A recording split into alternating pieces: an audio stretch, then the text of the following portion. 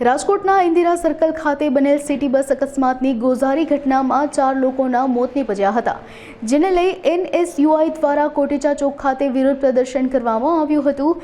કોટેચા ચોક ખાતે સિટી બસની આગળ ઘેરાવ કરવામાં આવ્યો હતો અને બસ રોકી વિરોધ પ્રદર્શન કરવામાં આવ્યું હતું। ત્યારે પોલીસ દ્વારા વિરોધ પ્રદર્શન કરી રહેલા NSUIના સભ્યોની અટકાયત કરવામાં આવી હતી।